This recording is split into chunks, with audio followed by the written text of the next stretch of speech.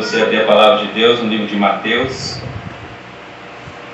capítulo 10, versículo 17 até o versículo 23. Estamos expondo o livro de Mateus, chegamos no livro de Mateus, capítulo 10, versículo 17 até o versículo 23. O tema da mensagem de hoje é as advertências do rei. Mateus capítulo 10, versículo 17, a palavra de Deus começa dizendo assim: E acautelai-vos dos homens, porque vos entregarão aos tribunais e vos açoitarão nas suas sinagogas. Por minha causa sereis levado à presença de governadores e de reis, para lhes servir de testemunho a eles e aos gentios. E quando vos entregarem, não cuideis em como ou que haveis de falar, porque naquela hora vos será concedido o que haveis de dizer. Visto que não sois vós o que falais, mas o Espírito de vosso Pai é quem fala em vós. Um irmão entregará à morte outro irmão, e o pai ao filho. Filhos haverão que se levantarão contra os progenitores e os matarão.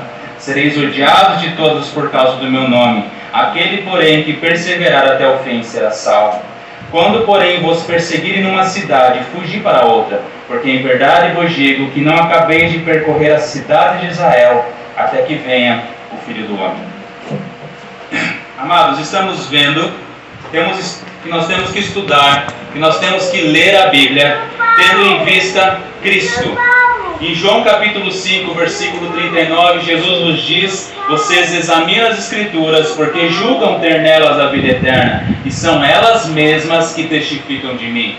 Em 2 Pedro 3,18 fala: antes crescer na graça e no conhecimento de nosso Senhor e Salvador Jesus Cristo, a Ele seja dada glória, assim agora como no dia da eternidade.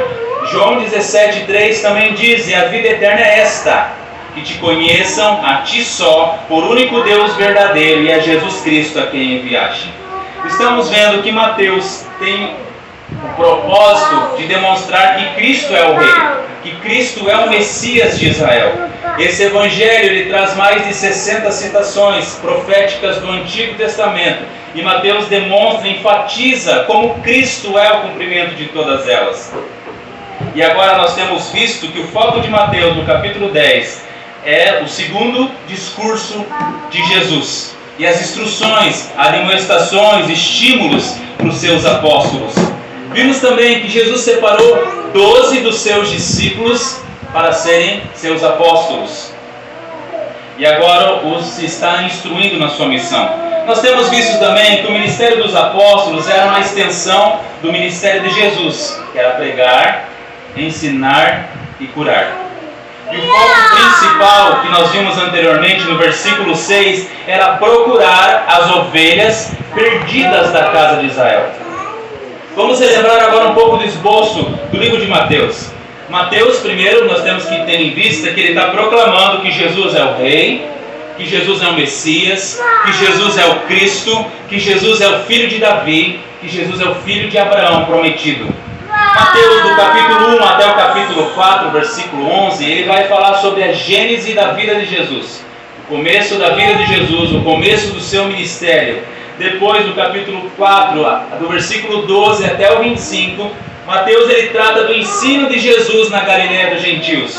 Do capítulo 5 até o capítulo 7, nós vimos anteriormente que ele fala do Sermão do Monte, que é o primeiro grande discurso no livro de Mateus, que ele fala da lei, do governo de Cristo.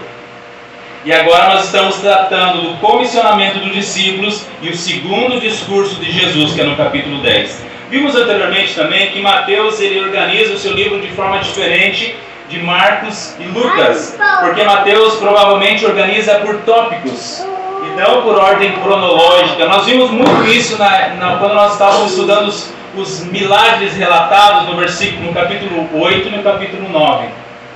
Mateus agora, como nós vimos, ele vai apresentar o comissionamento dos seus discípulos e nos apresenta o segundo discurso de Jesus. Semana passada nós falamos algo muito importante, que é o versículo 16, que fala que Jesus os envia como ovelhas para o meio de lobos. E falamos acerca das ovelhas, e quem conhece as ovelhas sabe que elas são animais bastante frágeis, de certa forma até meio tolas, muito dependentes. E falamos também sobre os lobos, que são animais cruéis, que andam em bando, atacando suas presas com muita agressividade e força. Vimos também que os lobos comem até os ossos, de tão curiosos e cruéis que eles são. E nessa manhã nós daremos continuidade, falaremos das advertências e as demonstrações de Jesus para seus apóstolos. Amados, mas nós devemos olhar para esse texto com os olhos de Mateus, sempre tendo em vista Cristo. Vamos lá, o versículo 17 e o versículo 18. Aqui ele vai tratar sobre a cautela.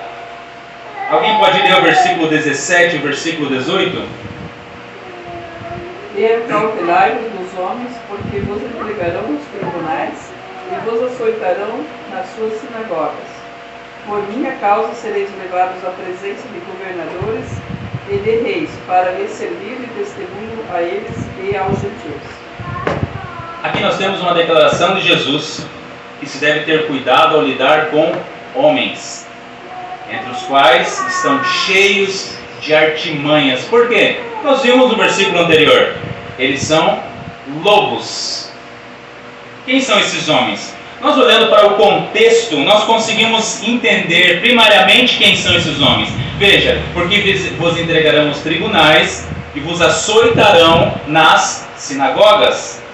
Primariamente esses homens seriam os próprios judeus. E nós conseguimos entender isso por causa do texto que nós estamos falando. É por causa daquilo que Jesus falou anteriormente também. No versículo 6, Jesus fala assim: procurai as ovelhas perdidas da casa de Israel. E no versículo 16, eis que vos envio como ovelhas para o meio de lobos. Então, casa de Israel, meio de lobos. Carson ele afirma assim: os homens que entregarão os discípulos devem ser judeus, já que o contexto é a sinagoga. Por isso a perseguição considerada aqui é a perseguição de judeus a cristãos, diferente do versículo 18. O sinédria, que é os concílios locais, plural apenas aqui no Novo Testamento, que podia ser um cívico ou sinagogal, era encarregado de manter a paz na religião. O açoitamento é usado para punição, em vez do termo mais abrangente, espancamento. O que sugere que a oposição não é a violência de uma turba, mas o resultado de um ato judicial.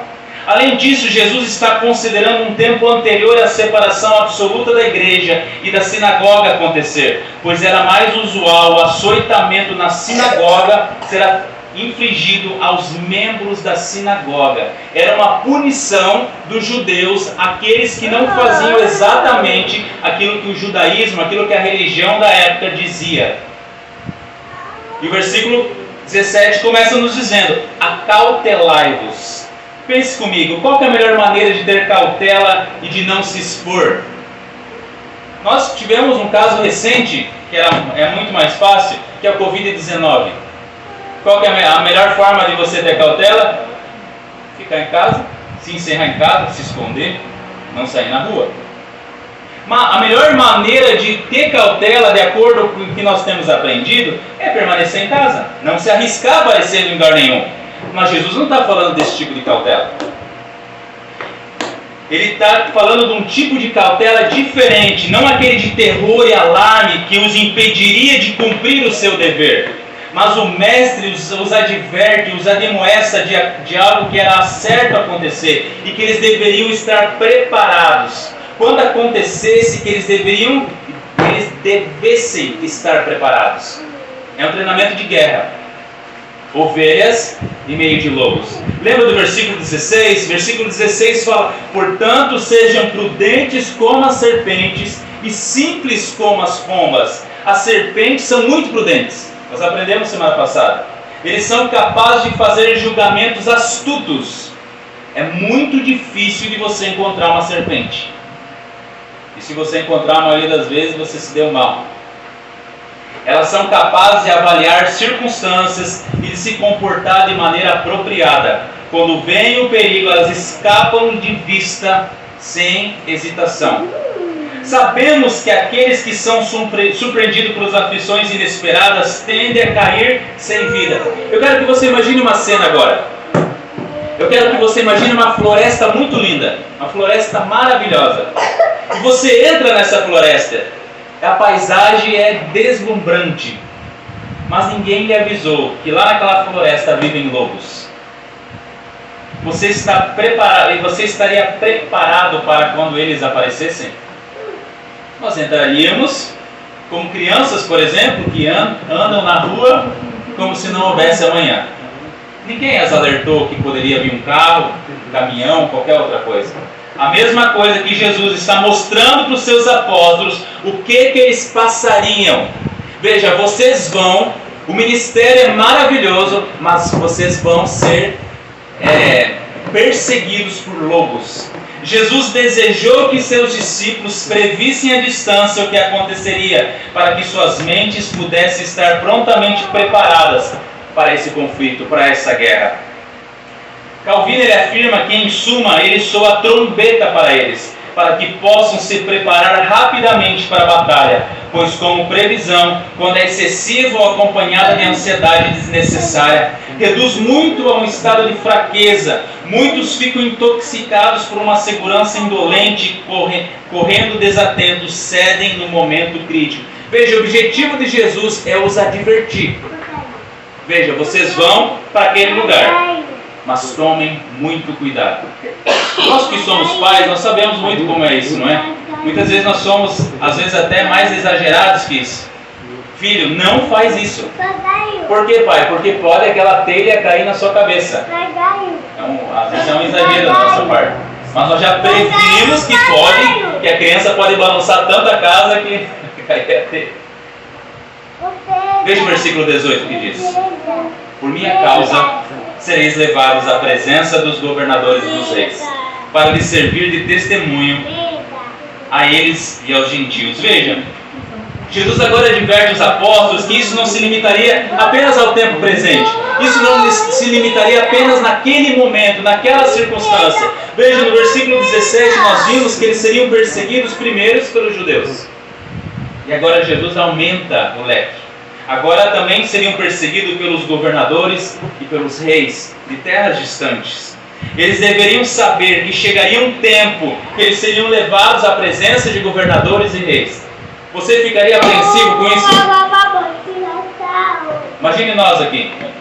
Nós vamos ser levados à presença do rei da Inglaterra. Você ficaria apreensivo? Para ser julgado por ele. Nós temos que ter em vista o currículo dos discípulos. Pescadores, pessoas simples, pessoas humildes. Mas o objetivo de Jesus nessa previsão é impedir que eles sejam derrubados, pois não era uma conquista comum para os homens pobres e despreparados quando eles apareciam na presença de príncipes. Veja, ele poderia chegar ao seu coração. Eles poderiam ter uma postura diferente. Imagine, eu sou muito importante, não é? Estou sendo levado à presença de um rei. Veja o que Jesus deixou muito claro no versículo: por minha causa vocês serão levados. Não porque vocês são bonitos, não porque vocês são maravilhosos, não porque vocês falam bem, mas por minha causa vocês serão levados. Jesus nos adverte que eles não poderiam deixar o orgulho os abater. Eles não poderiam se sentir homens importantes. E irmãos, veja, é muito diferente do que nós vemos hoje também. Muitas pessoas muitas vezes dizem que estão sendo perseguidas. Mas quando nós vamos ver, não é por causa de Jesus. É por causa de erros dessas mesmas pessoas. Porque a Escritura diz que os discípulos seriam atormentados, eles seriam perseguidos, eles seriam levados não por causa de quem eles eram, mas por causa de quem Cristo é. Isso deve ser aplicado a nós. Quando nos perseguirem, isso deve ser por causa do Evangelho. Isso deve ser por causa de Jesus.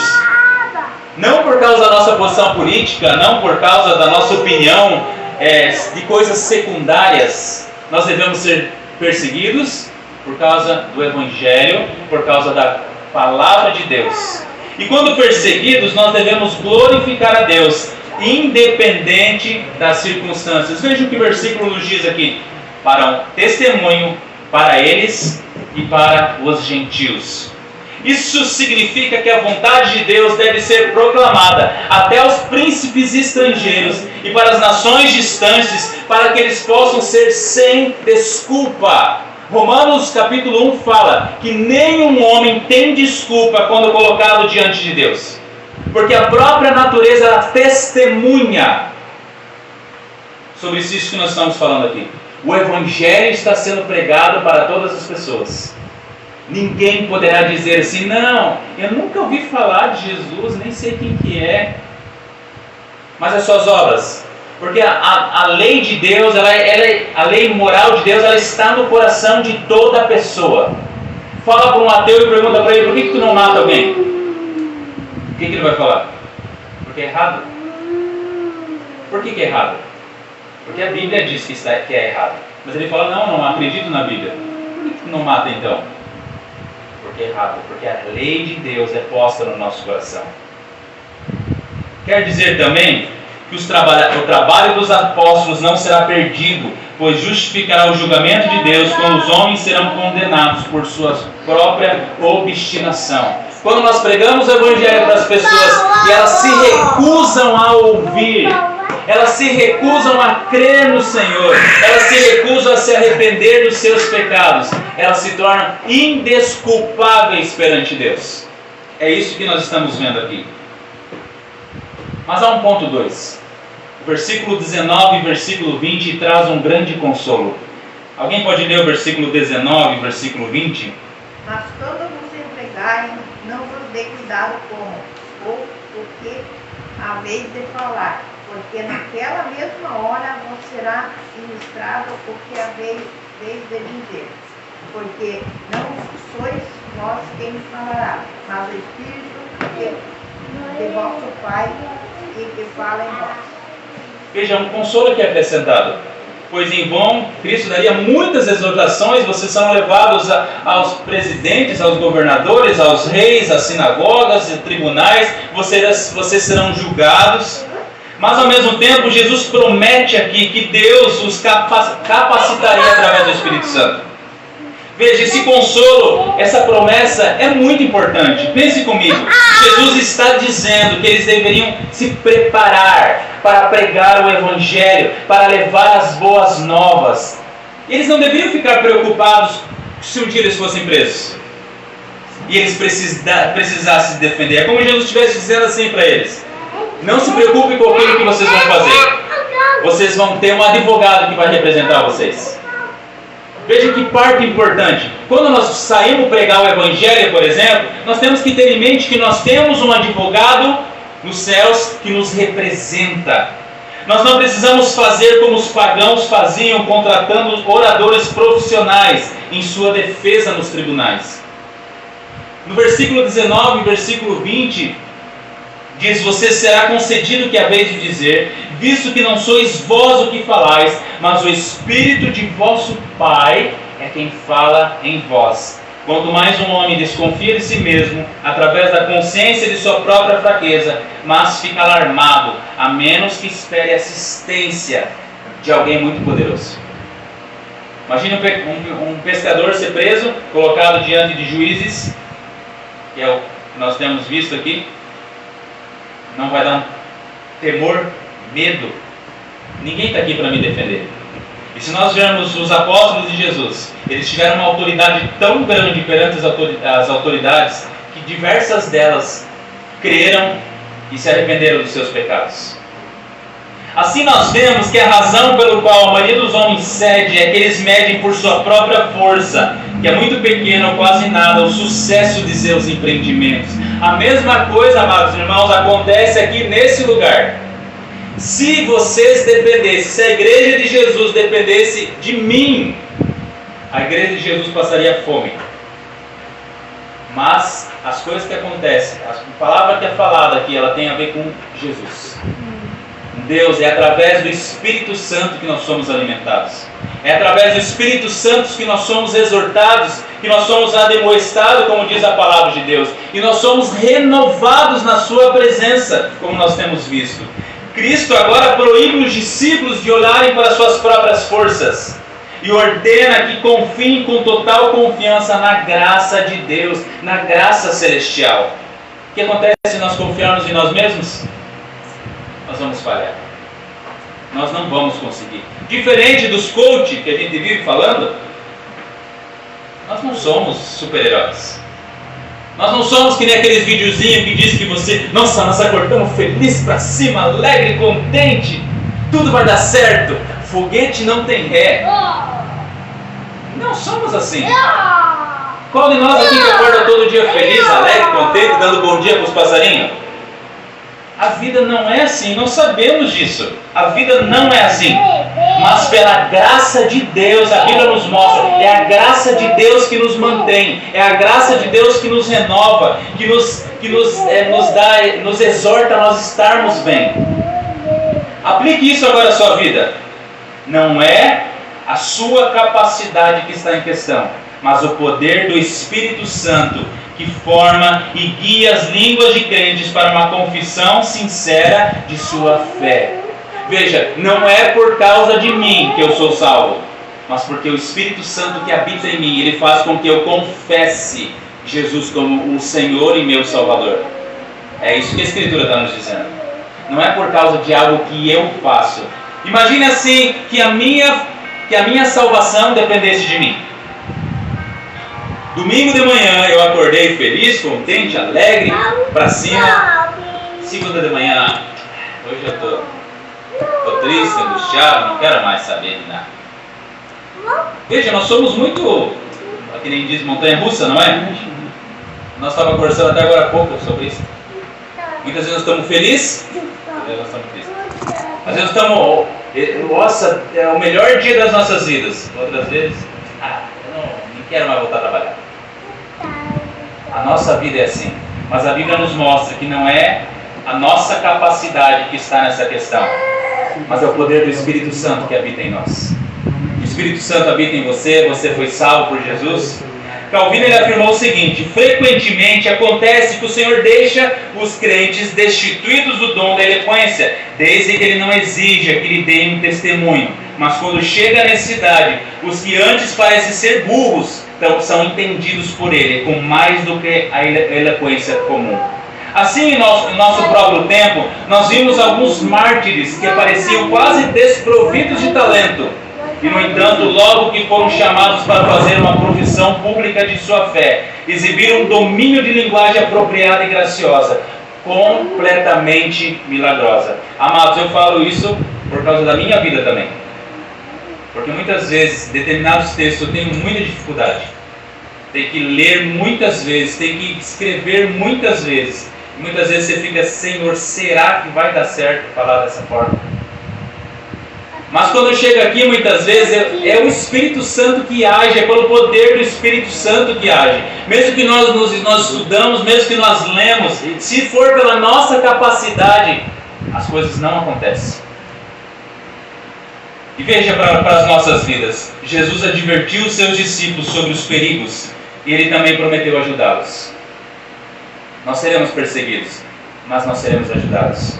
O Espírito Santo falaria por intermédio deles quando chegasse a hora. Por isso eles não deveriam se afligir com essa resposta. Eles não precisavam ficar ansiosos caso isso acontecesse. É importante nós termos em mente que essa promessa não é uma concessão também a pregadores, a cristãos preguiçosos, que não se preparam antes de fazer os seus sermões. Como eu falei agora, nós temos que se preparar. Nós temos que estar preparados. Mas muitas vezes é o Espírito Santo que faz. Mas não é motivo para nós dizer, não, eu não vou estudar esse texto, Deus vai falar através de mim mesmo assim. Não é verdade. Tem igrejas, infelizmente, que isso acontece, mas não deveria acontecer. Porque nós devemos se preparar, nós devemos estar sempre preparados, sempre estar lendo, sempre estar repetindo as leituras, sempre estar lembrando. Lembra que nós temos todo o começo do estudo de Mateus, nós relembramos muitos pontos? Porque nós devemos sempre estar sendo lembrados daquilo que a palavra de Deus diz. Ela é uma garantia para cristãos que são levados diante de tribunais por causa do seu testemunho. Outro detalhe é que a assistência prometida não presume uma separação absoluta. Não é a pessoa não fica, não existe mais Estevão, agora o Espírito Santo vai falar. Não. Veja o versículo 20 que está dizendo: visto que sois vós o que falais.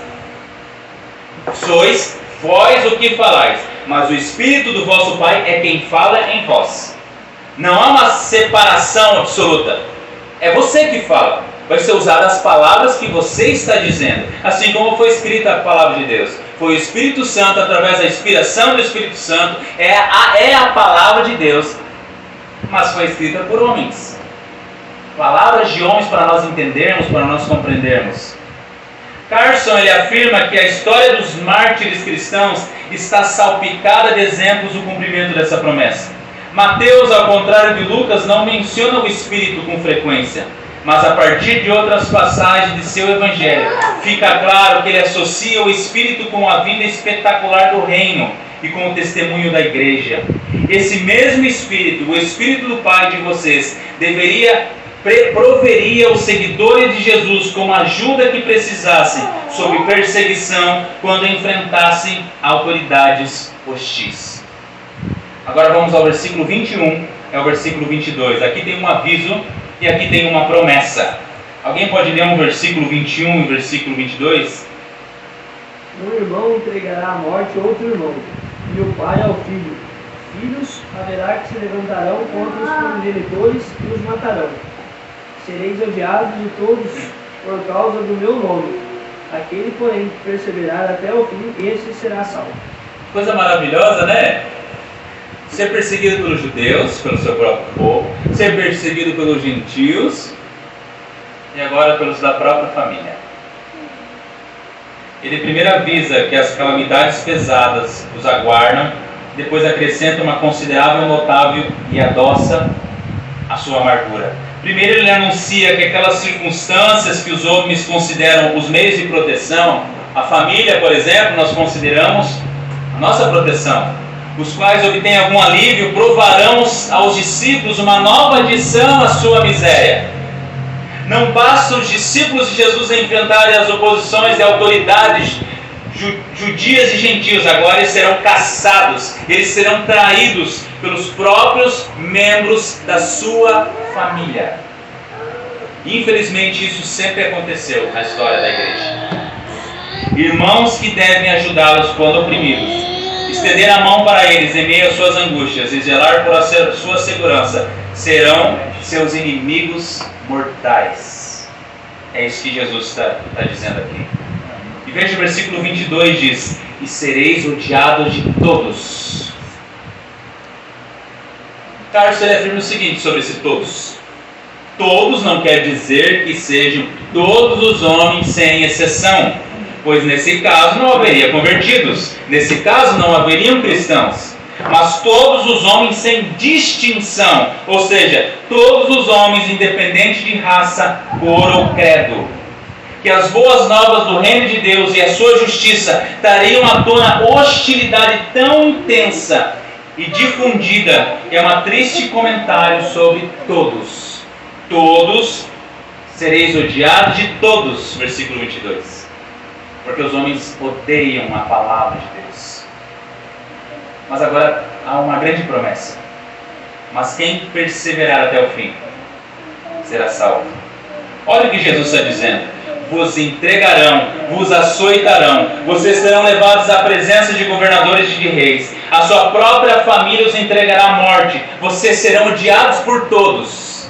Mas quem perseverar até o fim será salvo.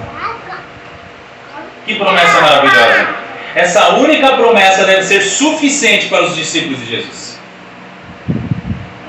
Vocês serão açoitados, serão perseguidos, vocês poderão ser mortos, mas vocês estarão comigo. Existe promessa maior? Embora o mundo inteiro se levante contra eles, eles podem ter certeza de que o resultado será próspero, seu resultado será feliz. Muitos lutam guerras com comandantes terrenos, com resultados incertos, e muitos são levados à morte nessas batalhas. Quanto mais aqueles que têm a certeza da vitória em Cristo devem permanecer até o fim. Carson afirma o seguinte, eu estou citando Carson porque ele tem um livro que fala sobre isso daqui. E eu achei muito interessante colocar essas citações. Ele diz assim: isso não quer dizer que só os mártires serão salvos. Graças a Deus, muitos de nós não vão ser mártires. Mas que se a oposição enfrentada por um discípulo de Jesus pede o sacrifício da própria vida, o compromisso com Jesus deve ser tão forte que o sacrifício é feito de boa vontade. Do contrário, não há salvação. Assim, desde os primórdios, os cristãos são crucificados, são queimados, empalados, afogados, mortos pela fome e torturados, por nenhum outro motivo além do fato de pertencer a Jesus.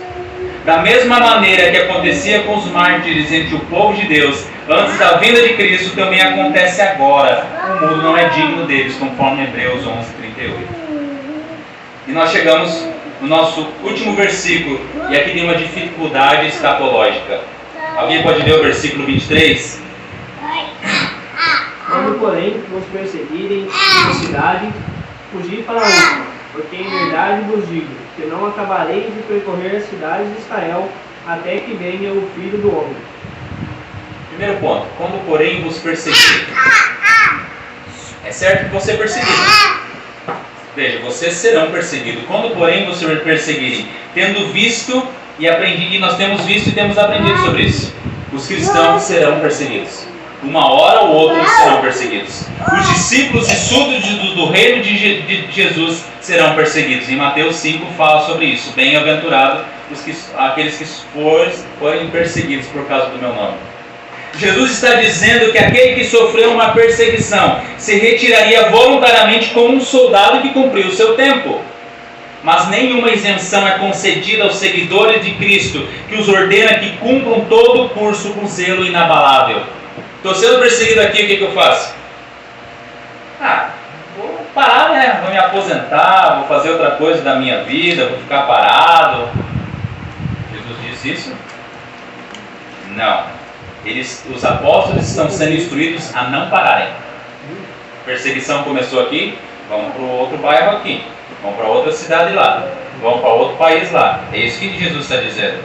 Embora seu trabalho possa ser mal sucedido em algum lugar, o Senhor os exorta a perseverar, a continuar, a nunca parar.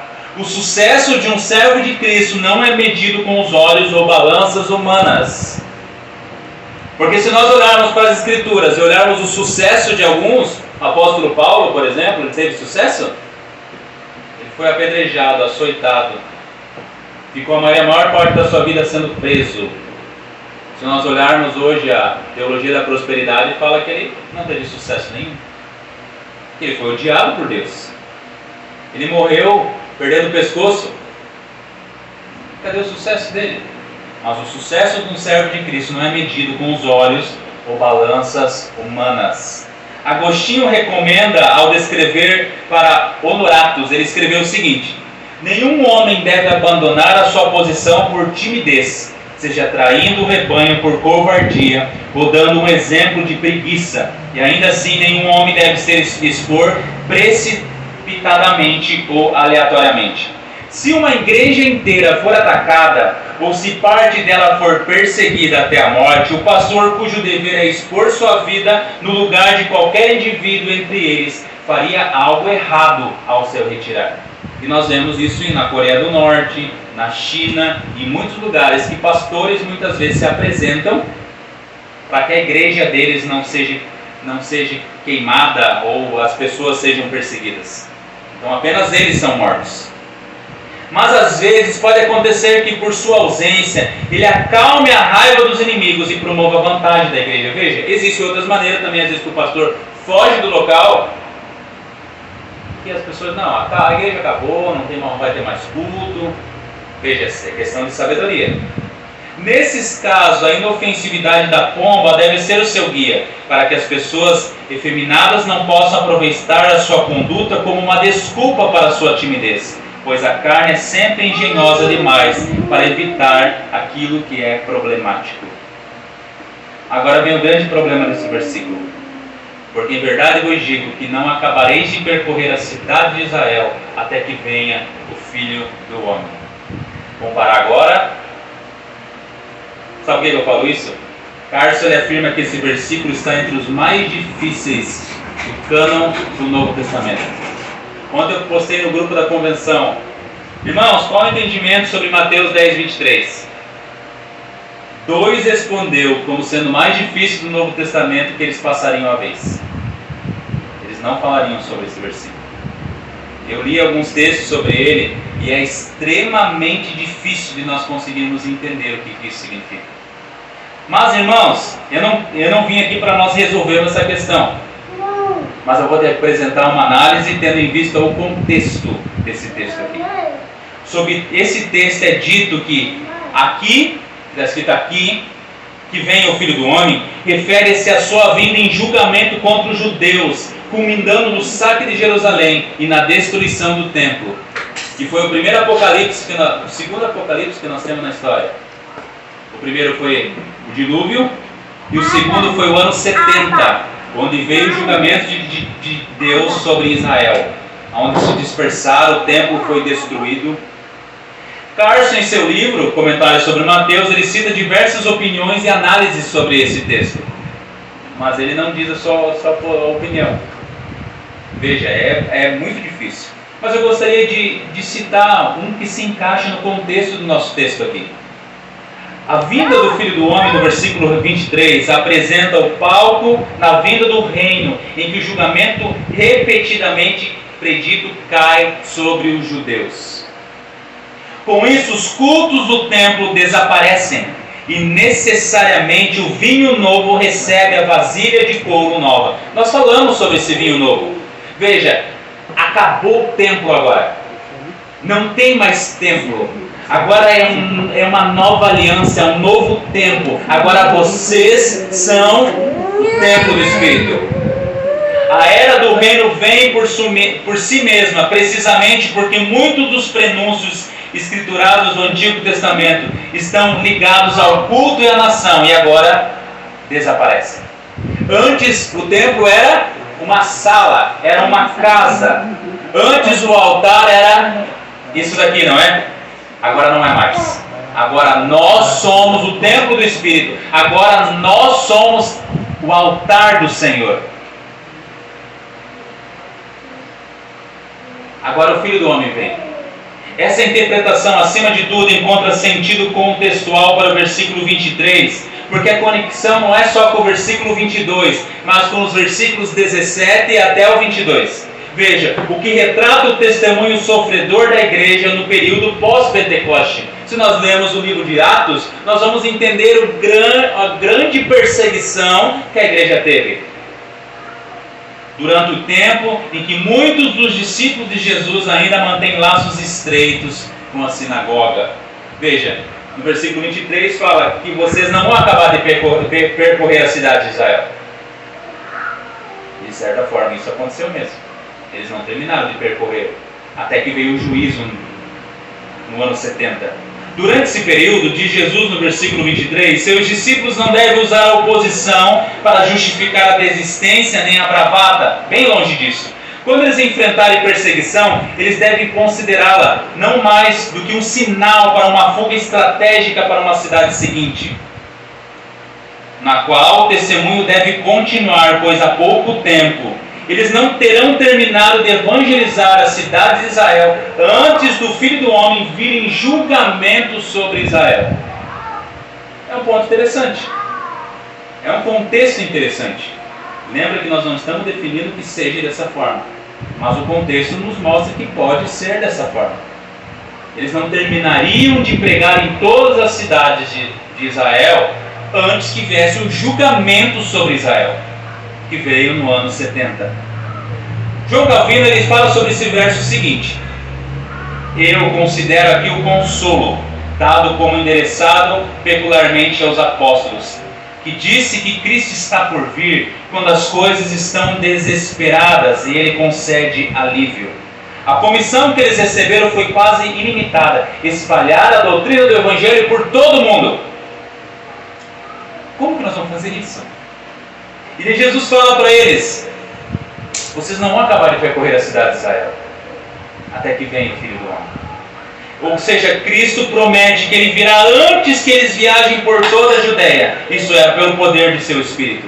Ele derramará em torno do seu reinado tanto brilho que os apóstolos serão capazes de discernir a glória e majestade que até então não haviam conseguido descobrir. Aqui nós encontramos que os apóstolos de Jesus encontraram consolo, encontraram descanso para suas almas. Veja, a mesma coisa se aplica às nossas vidas em relação a isso. Lutem, preguem o Evangelho a toda criatura. Falem com seus familiares, com seus amigos, com as pessoas mais próximas. Mas não se preocupem, porque logo Jesus vai voltar. Há um consolo, não é, para as nossas vidas? Não se canse. Um momento ou outro chegará o descanso para as nossas almas. Não importa o que aconteça nas nossas vidas, chegará um momento que Jesus vai voltar e tudo isso vai passar. Haverá um descanso para as nossas almas. Amados, nós temos aprendido que só há descanso para aqueles que estão em Cristo Jesus. Só há descanso do cansaço dessa terra. Só há descanso das aflições, das dores dessa terra em Jesus. E a conclusão, nós devemos manter os nossos olhos em Jesus Cristo. Veja, há muitas coisas que a palavra de Deus nos diz: perseguição, açoites, tristezas, angústias, dores. Mas olhe para Jesus. Nós devemos aprender com as palavras e ensinos de Jesus aqui para os apóstolos. Nós devemos aplicar isso às nossas vidas também, aplicar à igreja de Jesus. Os governos humanos fazem sempre, e sempre fizeram oposição à igreja de Cristo, ao governo de Cristo. Nós não podemos esperar elogio de homens, mas perseguição. Os versículos que nós vimos anteciparam a missão posterior, mais extensa do que a ocasião imediata dos apóstolos. Esses versículos se aplicam às nossas vidas, se aplicam à igreja de Jesus. Eu glorifico a Deus, eu glorifico o Senhor, porque nós não estamos sofrendo perseguição sistemática que fala, pesada contra as nossas vidas, mas nós não sabemos do amanhã. Os apóstolos sofreram perseguições nas mãos das autoridades judaicas e depois também das gentias. E nós vimos que os discípulos de Cristo não devem responder a isso como os pagãos, ou seja, contratando pessoas para os defender em tribunais. O Espírito Santo está em nós. O Espírito Santo providencia a sua defesa. Jesus é o nosso advogado, a Escritura diz. Mas a pergunta que eu faço para você nessa manhã, eu anotei manhã: você é discípulo de Jesus? Você foi salvo por Jesus? As demonstrações, as alertas, as advertências, os avisos e ensinos aqui, eles foram direcionados primariamente para os 12 apóstolos, mas eles também foram direcionados para os posteriores discípulos de Jesus, a igreja de Cristo. Eles foram direcionados para nós também. Jesus não simplesmente instituiu uma igreja para as pessoas lembrarem dele com carinho, com amor, com uma pessoa que já partiu, com uma pessoa que viveu há 2000 anos atrás, como muitas vezes as pessoas querem nos dizer. Jesus disse, em Colossenses fala, que ele é o cabeça da igreja. Ele é ativo nessa terra, ele reina soberanamente sobre tudo e sobre todos. Ele é o Rei eterno, o Deus perfeito que se fez carne. Todo homem natural é inimigo de Cristo e de sua palavra. Veja o que a Escritura nos diz sobre Jesus que nos salvou, para nós finalizarmos. Abra a Escritura em Colossenses capítulo 1, versículo 15.